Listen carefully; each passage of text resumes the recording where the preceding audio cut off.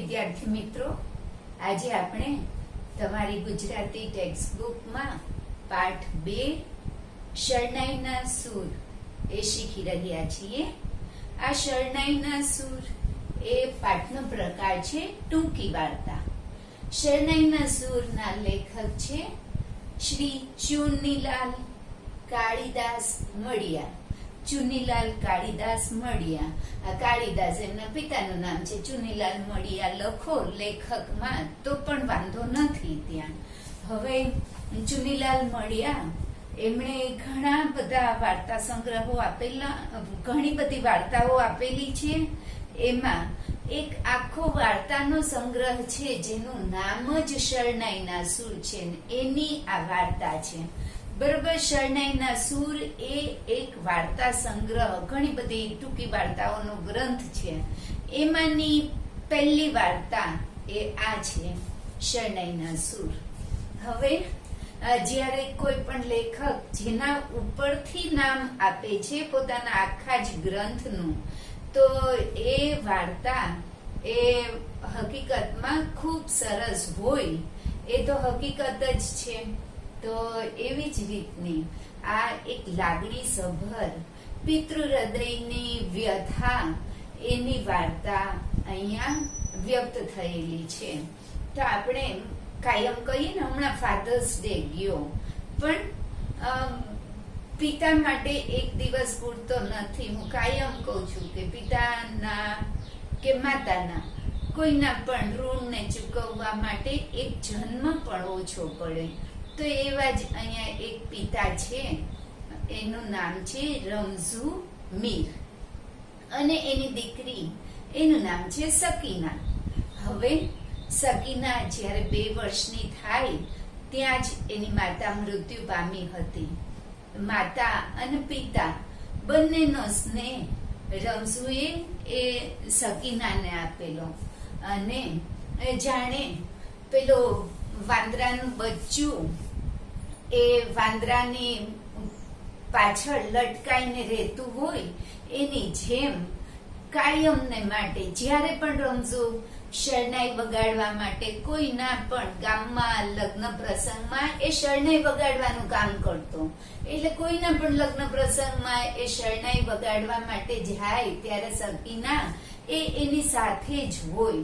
ક્યારેક ખભા ઉપર હોય તો ક્યારેક પાછળ બાજી પડેલી હોય. તો આવી રીતે નાની એવી સકીનાને માતા અને પિતા બંનેનો પ્રેમ આપી અને એને મોટી કરેલી.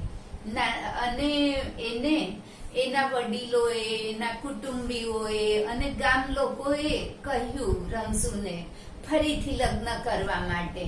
છતાં પણ એ રમઝુ પોતાની દીકરી ખાતર ફરીથી લગ્ન કરવા તૈયાર થતો ન હતો, અને એના માટે એક એની મૃત પત્નીની યાદ અને બીજી સકીના, 2 જ જાણે જીવનમાં તાણા વાણાની જેમ વણાઈ ગયા હોય એવું હતું.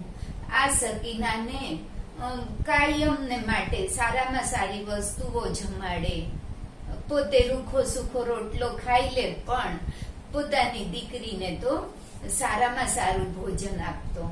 પોતે ફાટલા તૂટલા કપડાને પણ થીગડા મારીને પહેરતો, પણ સકીનાને તો હંમેશા સારા ને નવા એવા જ કપડા પહેરાવતો.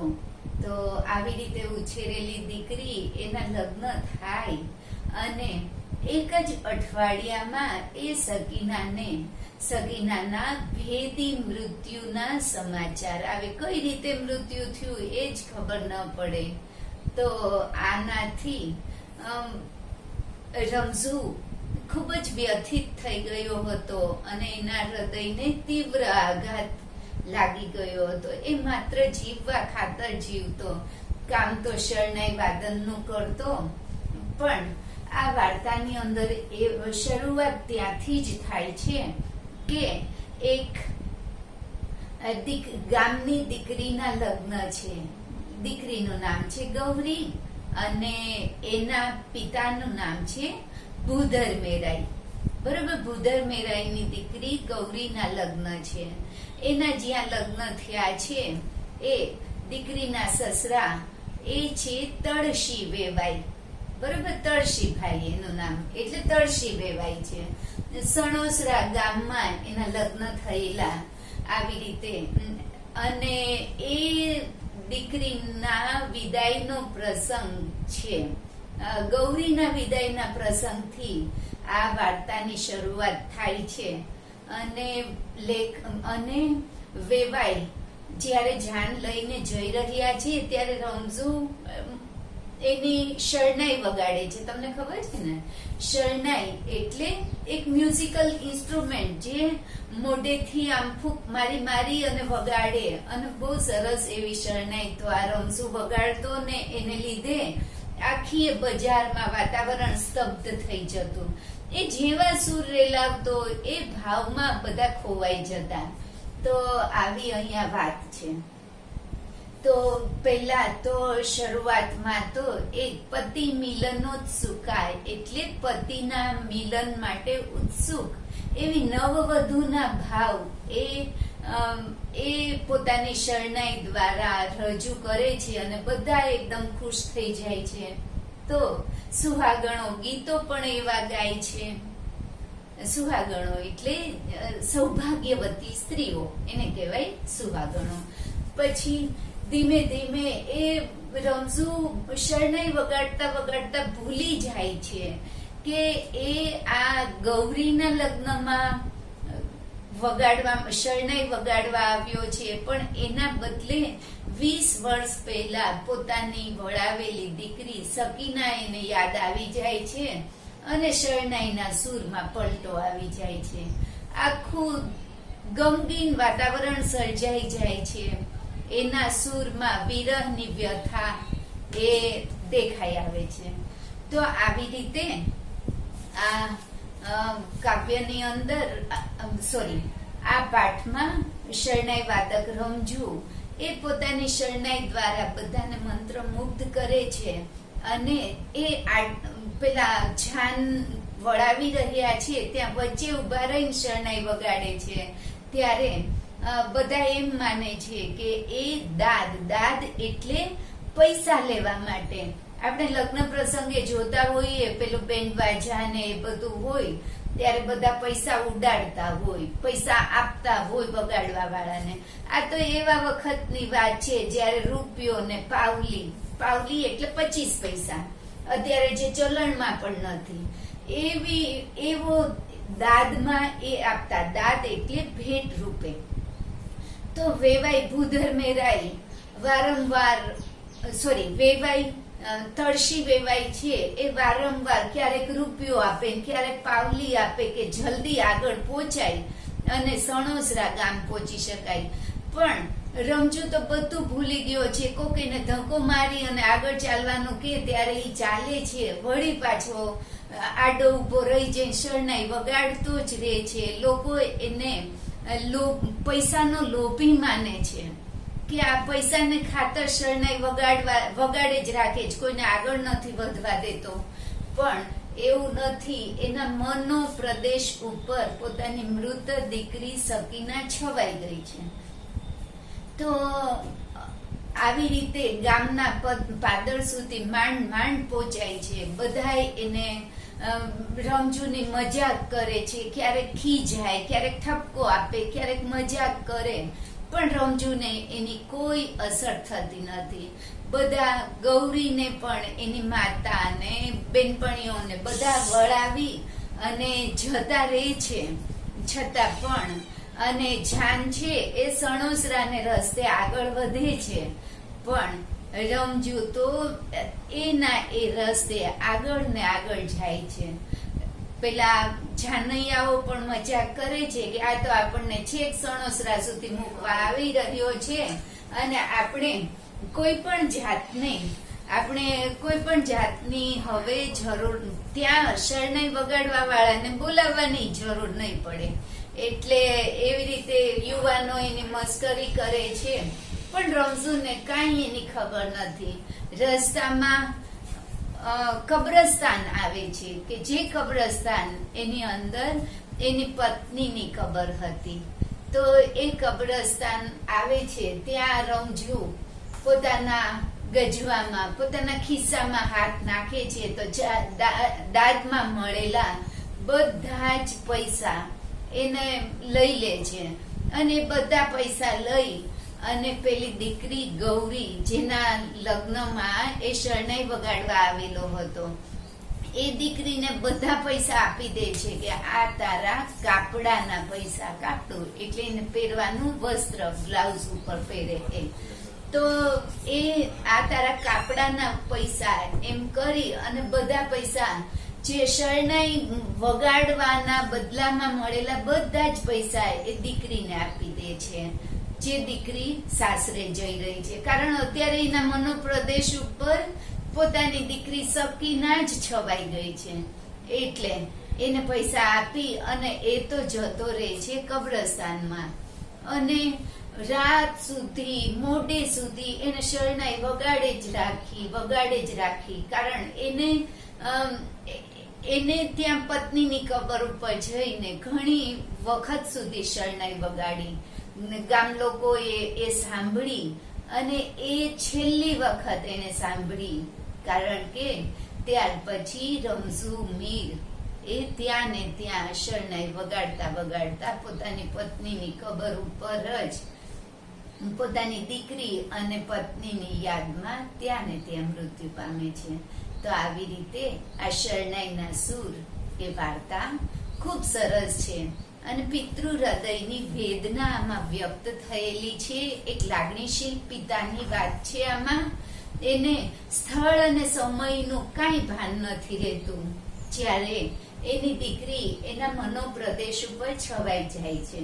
તો આ વાર્તા આમ જોઈએ તો ઘણી લાંબી છે, પણ આપણે એને તમે વાંચજો, બહુ મજા આવશે.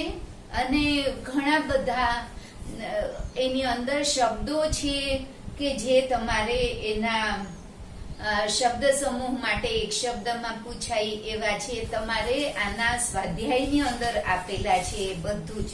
અહીંયા જે સમજૂતી આપેલી છે ને, શબ્દ સમજૂતી, એમાં સમાનાર્થી શબ્દો, તળપદા શબ્દો, વિરુદ્ધાર્થી શબ્દો, રૂઢિપ્રયોગો અને શબ્દ સમૂહ માટે એક શબ્દ, આ બધા જ તમારે કરી લેવાના છે બરાબર.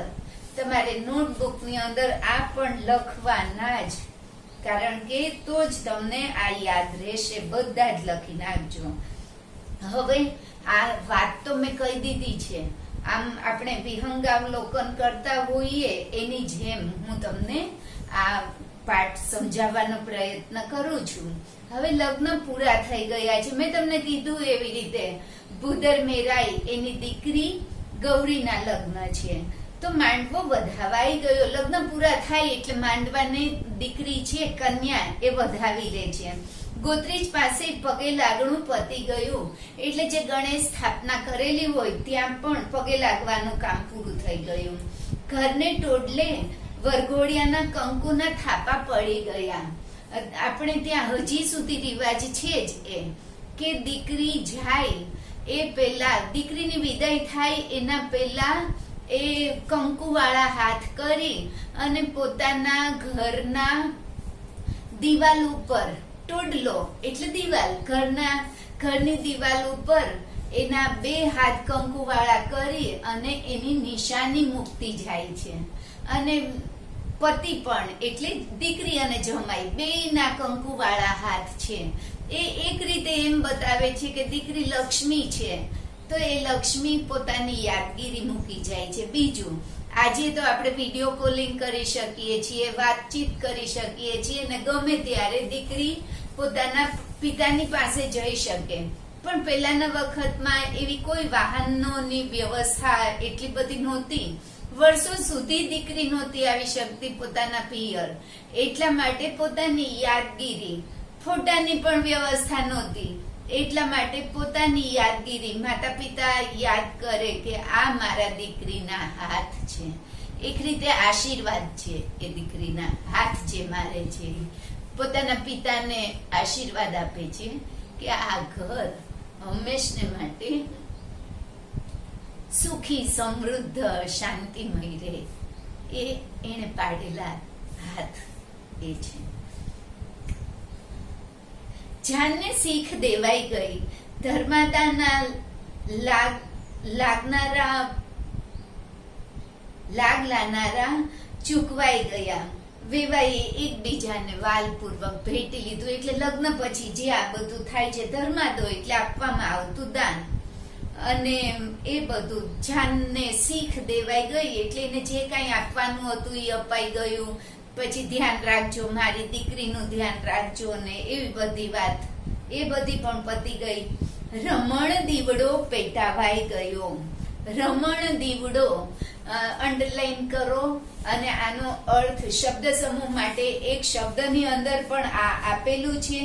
તો રમણ દીવડો એટલે જે દીવડો પ્રગટાવવામાં આવે છે દીકરીની વિદાય કરે ને ત્યારે, તો એ દીવડાને રમણ દીવડો કહેવાય. ઓલો દીવડો હોય શુભ પ્રસંગે પ્રગટાવવામાં આવતો દીવડો, એને કહેવાય રમણ દીવડો. જો અહીંયા આપેલો જ પહેલો જ શબ્દ સમૂહ માટે એક શબ્દમાં કન્યા વિદાય વખતે કન્યાની માં મંગળનો દીવો લે છે. તે મંગળનો એટલે શુભ, બરાબર, જે દીવડો લે છે એને રમણ દીવડો કહેવામાં આવે છે. એટલે આ શબ્દ સમૂહ માટે એક શબ્દ માટે. અને વરકન્યા ગાડામાં ગોઠવાઈ જાય છે. શુકન પણિહારીઓના, અહીંયા લખ્યું છે ને કે પાણીયારીના શુભ સુકન સાંપડી ગયા, એટલે પાણી ભરીને આવતી સ્ત્રી, એના સુકન પણ થઈ ગયા. એટલે ઈ સારું કહેવાય. પનિહારી સામે મળે ઈ સારું કહેવાય. ગાડાનું પૈડું સિંચાઈ ગયું.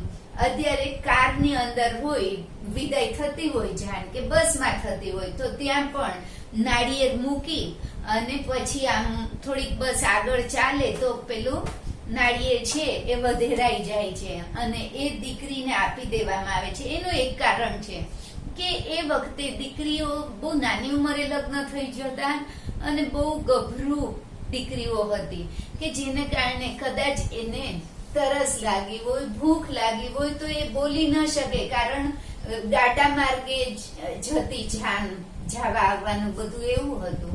તો ભૂખ લાગી હોય એ દીકરીને તોય કહી ન શકે. એટલા માટે માતા પિતાએ જે આ શ્રીફળ આપેલું છે, સાકર આપે, એ ખાઈ લે, જેથી એની ભૂખ અને તરસ છીપાવી શકે. તો આ હતું આની પાછળનું એક કારણ કે શ્રીફળ આવી રીતે આપવાનું. અને ડોસા રમજુ મીરે શરણાઈના સૂર છેડ્યા, એટલે શરણાઈ વગાડવાની શરૂઆત કરી. ઢોલીએ ઢોલ પર દાંડી પાડી. હવે જો આ પાઠના પાત્ર તરીકે અહીંયા તમારે લખી નાખવાનું કે પહેલા તો રમઝુ શરણાઈના સૂરનું પાત્ર, પછી ઢોલ વગાડવા માટે આવેલો જે માણસ છે એનું નામ છે મેઘો ઢોલી. તો એ મેઘો પણ આ એક પાઠના પાત્ર તરીકે હશે. સુહાગણોએ ગીત ઉપાડ્યું. સૌભાગ્યવતી સ્ત્રીઓ સુહાગણ. ગૌરીની જાન ઉગલી. પાઠના પાત્ર અહીંયા ઉપર જ લખવાનું એક હજી તો ગૌરી. હવે આ વાત કરતી જાઉં છું હું તમને. એટલે બહુ ગામની સાવ સાંકડી એવી શેરીમાંથી જાન નીકળે છે અને પેલાનો વખત એવો કે બધા જોવા માટે ઉભા રહી જાય અને સાથે સાથે રમજુની શરણાઈને પણ સાંભળવા બધા ઉભા રહી જાય. બધી સ્ત્રીઓ અરે ગૌરીનો વર કેવો છે એવી બધી વાતો કરતી હોય છે. અને આ ભૂદર મેરાઈનો જમાઈ, ગૌરીનો વર, હાથમાં તલવાર લઈને કેવો બેઠો છે, આવી બધી બધા વાતો કરે છે. અને રમજુએ પણ શ્વાસ ખૂટી અને શરણાઈ દબાવી, એટલે શરણાઈ વગાડવા માંડી. કન્યા પક્ષની સ્ત્રીઓએ પણ ગીત ઉપાડ્યું છે. આદર્શ આદર્શ પીપળો, આદર્શ દાદાના ખેતર. તો લગ્નની અંદર લગ્ન ગીતોનું બહુ મહત્વ હોય છે. તો આ દશ એટલે આ દિશામાં, એ આ દિશાની અંદર પીપળો છે અને દાદાના ખેતર પણ આ દિશામાં છે, જે દિશામાંથી દીકરીની વિદાય થઈ રહી છે. બરોબર, એટલે એમ કે ઈ તરફ જાય છે. રસ્તામાં આ દીકરીને પીપળો હશે ને ત્યાં પપ્પાનું ખેતર છે, એટલે ખેતરમાં એ દીકરી નજર નાખતી જાય. વરપક્ષની જાનડીઓએ સામું ગીત માંડ્યું, કારણ વર ને કન્યા બે પક્ષના ગીત ગાય છે. ખોલો ગૌરીબાઈ ઘૂંઘટો, જુઓ સાસરિયાના રૂપ, એક રાણો ને બીજો રાજીયો, ત્રીજો દલ્લીનો દીવાન. એટલે લગ્ન થાય છે ત્યારે ગીત ગવાય છે જાનની વિદાય વખતે કે અત્યાર સુધી તમે તમારા સસરાના બધા માણસોના રૂપ નહોતા જોયા, હવે તમે જોઈ લ્યો. ઘૂંઘટ, ત્યારે લાજની પ્રથા હતી, તો ઘૂંઘટ ખોલો અને તમારા સાસરિયાના બધાના રૂપ જુઓ. એક તો રાણો એટલે રાજા છે, બીજો પણ રાજા છે, બરોબર. રાણો રાજ્યો બેના અર્થ તો રાજા જ થાય. અને ત્રીજો દલ્લીનો દીવાન એટલે દિલ્હીનો દીવાન છે, દિલ્હી મોટું શહેર એ વખતે કહેવાય. એટલે આમ અહીંયા તો બહુ મોટા મોટા માણસો તમારી જાનમાં આવેલા છે એવી વાત છે. એટલે તમારે બહુ સારા ઘરમાં તમારા લગ્ન થયા છે. ગીતોના સૂરની વેધકતા, શરણાઈને નક્કી આ શ્રોતાઓ માટે મુશ્કેલ બની રહ્યું. મીરે શરણાઈની એવી તો રમઝટ બોલાવી હતી કે વરના બાપ પણ એના આસ્વાદમાં દાદ આપવાનું વિસરી ગયા. દાદ એટલે મેં હમણાં જ કીધું, ભેટમાં આપવામાં આવતા પૈસા, એ આપવાનું વિસરી ગયા એટલે ભૂલી ગયા, કારણ કે એટલી સરસ શરણાઈ એ વગાડી રહ્યો છે. રસાસ્વાદ, રસ પ્લસ આસ્વાદ, આસંદી. પરિણામે ગીત અને ઢોલ શરણાઈને સારી વાર સુધી તાસીરો બોલી રહ્યો. ઢોલ શરણાઈ દ્વંદ્વ સમાસ, ઢોલ અને શરણાઈ, ઢોલ પણ વાગે છે અને શરણાઈ પણ વાગે છે. તો આ દ્વંદ્વ સમાસ લખી નાખો, ત્યાં અંડરલાઈન કરો, દ્વંદ્વ સમાસ લખો. અને તાસીરો બોલી રહ્યો. તાસીરો એટલે સૂર અને તાલની રમઝટ, એને કહેવાય તાસીરો. આ પણ શબ્દ સમૂહ માટે એક શબ્દ. આખરે જયારે વરના બાપનો હાથ કોથળીમાં ગયો, કોથળીમાં લઈને પૈસા આવતા હતા, ત્યારે મોટા મોટા પર્સ નહોતા કોઈની પાસે, તો એનો હાથ ગયો અને એ પૈસા આપે છે, ત્યારે વળી થોડીક આગળ જાન ચાલી શકે છે. કારણ રમજુ ના હાથમાં પાવલી પડી, મેં કીધું તમને પાવલી 25 પૈસા, ત્યારે પીઠ ફેરવીને જાન આગળ ચાલી. અત્યાર સુધી તો રમજુ ભાનમાં છે, કઈ વાંધો નથી. ગૌરીના જ લગ્ન છે અને એ ગૌરીના લગ્નમાં શરણાઈ વગાડવા આવ્યો છે, એને ખબર છે. અને આ રમજુની શરણાઈ છે એને તો આખી બજારને જગાડી દીધી છે. બધા પોતાનું કામ મેલીને એટલે મૂકી દઈને જાનને જોવા અને શરણાઈને સાંભળવા ઉભા રહી ગયા. જો આખું સરઘસ અત્યારે જાજ્વલ્યમાન રંગો વડે સોહાતું હતું. જ્વાજલ્યમાન રંગો એટલે એકદમ આમ ઉડીને આંખે વળગે એવા, એકદમ ચમકતા એવા રંગો, કારણ લગ્નની અંદર બધા એવા જ બધા કપડા પહેરેલા. જાનૈયાઓ વેવાઈવાળા થાપા મારેલા એટલે બધાને એ કપડા ઉપર પણ લાલ લાલ બધું દેખાય છે. હા, લાલ મદ્રાસી ફેટાના લીરા ઉડતા હતા. આવું છે ને તો રમઝુએ મોખરે એટલે સૌથી આગળ, મોખરે રમઝુના માથા પર લાલ મદ્રાસી ફેટાના લીરા ઉડતા હતા. માથા ઉપર એને લાલ કલરનો ફેટો બાંધેલો હતો. મદ્રાસી એક પ્રકારનું કાપડ, જાડું એવું કોટનનું કાપડ. એ કારણ એ બહુ ગરીબ માણસ હતો એટલે કઈ બહુ સરસ ચમકતું એવું કાપડ નહોતું, લીરા જેવું હતું. મેઘા ઢોલી, જો મેં તમને કીધું ઢોલીનું નામ છે મેઘો, તો મેઘા ઢોલી નું લીલા રંગનું માથા બાંધણું હતું, બાંધેલું હતું. આ બે અંડરલાઈન કરી નાખો, એક વાક્યના જવાબમાં પૂછી શકે. પેલા રમઝુને માથા ઉપર લાલ મદ્રાસી ફેટો બાંધેલો હતો, જ્યારે મેઘા ઢોલીએ લીલા રંગનું માથા બાંધણું.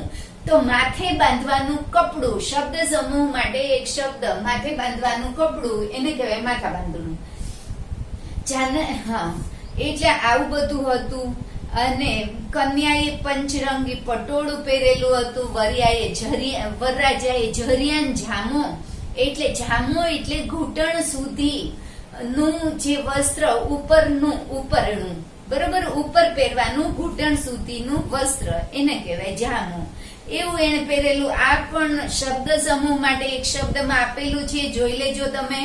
અને વિદાય ગીતો ગાતી સોહાગણોએ અવનવા પટકુળોમાં તેના રંગ મેળો જ જોવા મળી રહ્યો હતો. પટકુળ એટલે ઊંચી જાતનું મોંઘું એવું રેશમી વસ્ત્ર. એને કહેવાય પટકૂળ. તો આ બધી સ્ત્રીઓએ બહુ સરસ મજાના લગ્ન પ્રસંગે સરસ કપડા પહેરે છે એની વાત છે.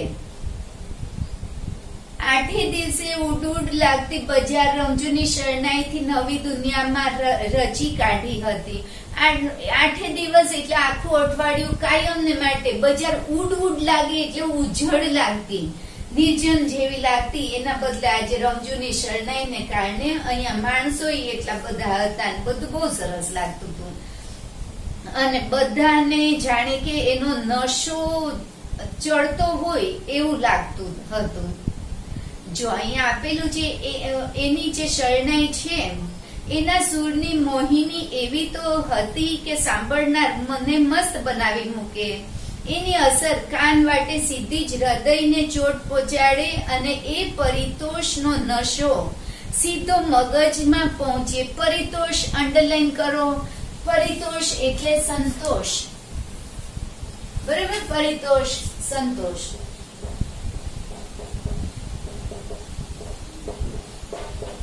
આમ સંતુષ્ટ થઈ જાય એની શરણાઈ સાંભળીને બધા. એવી સરસ એ શરણાઈ વગાડી રહ્યો હતો અને સીધો હૃદયમાં અને મગજમાં પહોંચી જાય એવી સરસ એની હતી. પ્રાકૃતજનો આ શરણાઈની સુરાવલી એને સમજાય કે ન સમજાય પણ મંત્રમુગ્ધને બનીને તે ડોલી ઉઠે તો ખરા જ. પ્રાકૃતજન એટલે ગામડાના માણસો, બરોબર? આ સાવ સીધા સાદા ગામડાના માણસો હતા. એને કયા સૂરમાં ગાય છે એ સમજાય કે ન સમજાય પણ મંત્રમુગ્ધ બની જાય એટલે એની જ અંદર ખોવાઈ જતા હતા બધા. તો આવી બધી વાત છે. આ બીજો પેરેગ્રાફ છે એની અંદર એવી વાત છે કે પર બજારે એ શરણાઈ વગાડે છે ત્યારે એવું વગાડે છે કે જાણે પતિને મળવા માટે જતી પ્રિયતમા એનું કલ્પના ચિત્ર આની અંદર આમ બધાની સમક્ષ રજૂ થઈ જાય એવા એના શરણાઈના સૂર હતા. હરઘડીએ વધારે ને વધારે ઘૂંટાતા આ અડાણા સૂરમાં શ્રોતાઓ કરતાંય વધારે રમજુ પોતે રમમાણ લાગતો હતો. હવે કયો સૂર એ વગાડી રહ્યો હતો? તો અડાણો.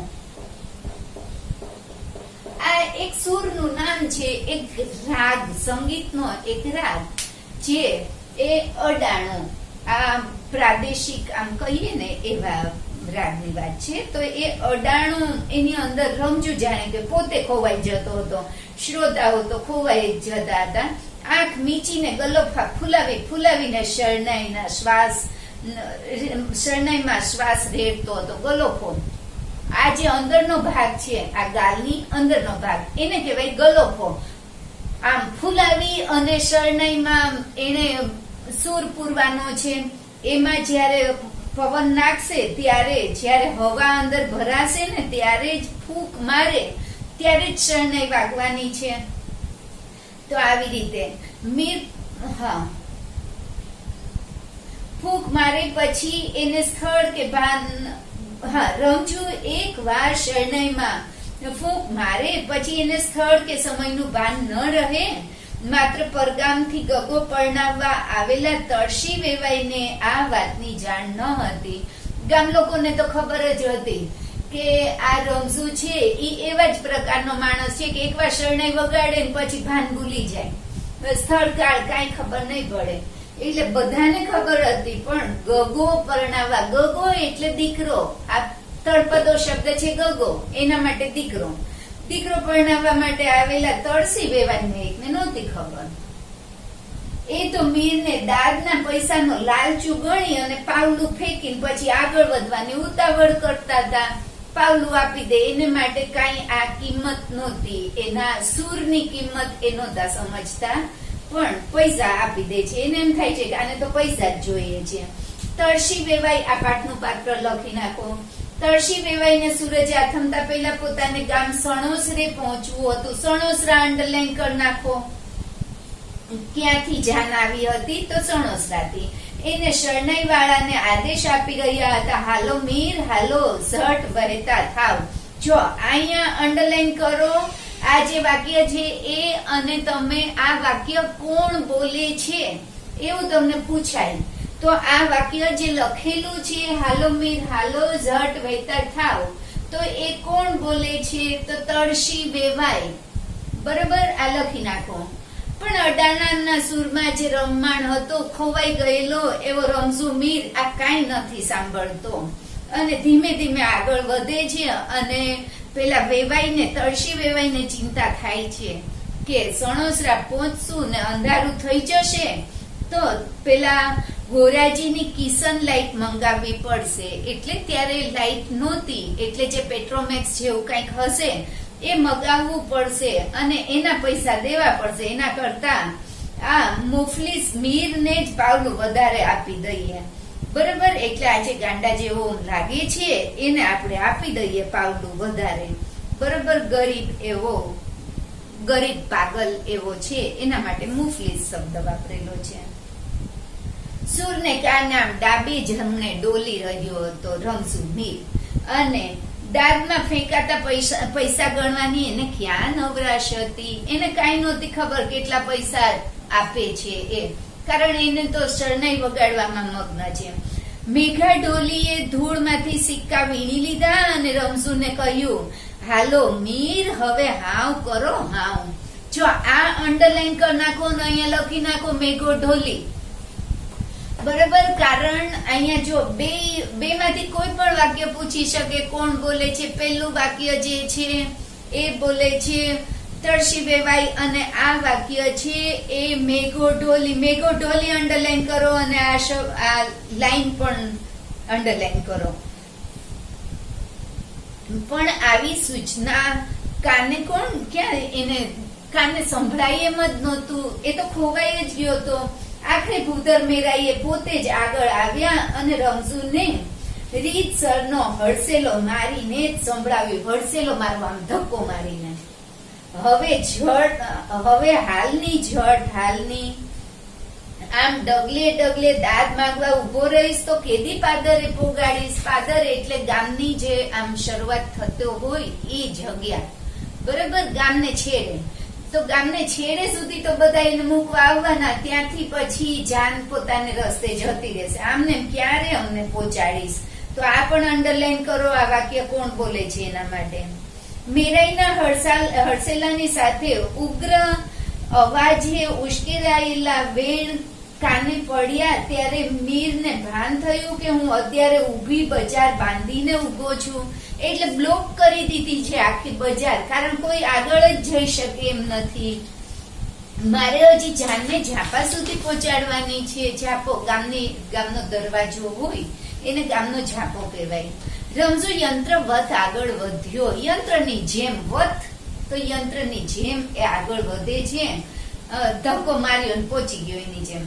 પણ એનું દિમાગ અને દિલ બરાબર 2 દાયકા જેટલું જાણે કે પાછળ હટી ગયું. 2 દાયકા, એક દાયકો એટલે 10 વર્ષ, 2 દાયકા એટલે 20 વર્ષ. એ તો આગળ વધ્યો પણ એનું મન અને હૃદય બે પાછળ વયું ગયું. 20 વર્ષ જેટલું પાછળ વયું ગયું.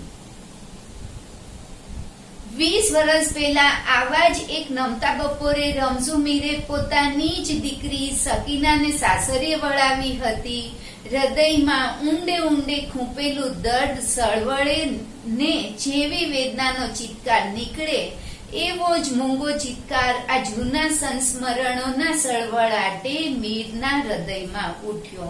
હવે એને એની દીકરી યાદ આવી ગઈ જેને એને 20 વર્ષ પહેલા વળાવેલી હતી. આપોઆપ જ એની શરણાઈનો સૂર બદલાઈ ગયો. અડાણાના ઉન્માદને સ્થાને ઉમંગ ઓસરી ગયો અને એના સ્થાને હવે કોરાયેલા કાળજાનું દર્દ વહેવા લાગ્યું. કોરાયેલું, આમ જાણે કે અંદરથી આમ ખોતરાઈ ગયું છે એવું કાળજું હૃદય, એનું દર્દ હવે વહેવા લાગ્યું. એકાએક પલ ગયેલો આ તાન પલટો શ્રોતાઓ સમજી ન શક્યા. શ્રોતાઓને ખબર ન પડી કે આ શું થયું. પણ આ નવા સૂરની અસરમાં આવતા એમને વાર ન લાગી.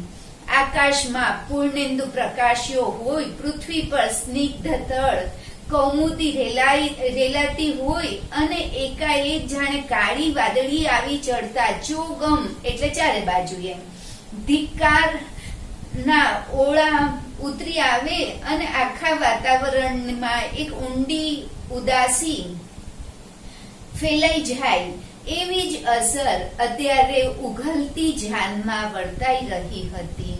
થોડી વારમાં પહેલાના આનંદમાં ગુલતાન એવા જાનૈયાઓ સાવ મૂંગા થઈ ગયા. કારણ ઓલા અડાણાના સૂરમાં બધા મગ્ન હતા, તો ઝૂમતા હતા, નાચતા હતા. અત્યારે સૂર પલટો થઈ ગયો તો બધાના અવાજ સાવ બંધ થઈ ગયા છે. ગીત ગાતી સુહાગણોએ પણ જાણે કેમ શરણાઈની અસર તળે જ વધારે કરુણ ગીતો ગાવા માંડ્યા. આછલા કંકુ ઘોડો રે લાડી, આછલી મિયળ કઢાવું, તારા બાપની ઝૂંપડી મેલો લાડી, તળસી ભાઈની મેળિયું દેખાડું.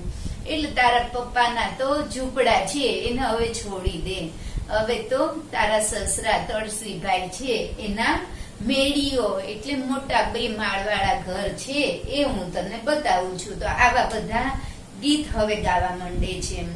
રમઝુ ડોસો એની શરણાઈ વગાડવામાં અને એના દિલમાં ભરેલી વેદનાને વ્યક્ત કરવામાં જ ગુલતાન હતો. ગુલતાન મગ્ન. છતાં આ ગીતોમાં ગવાતી વેદનાના વાસમાં વેણ એના કાને અથડાઈ જતા હતા. એ આપમેળે જ હૃદય સોસરવા જાણે કે ઉતરી જતા હોય એવું લાગતું હતું.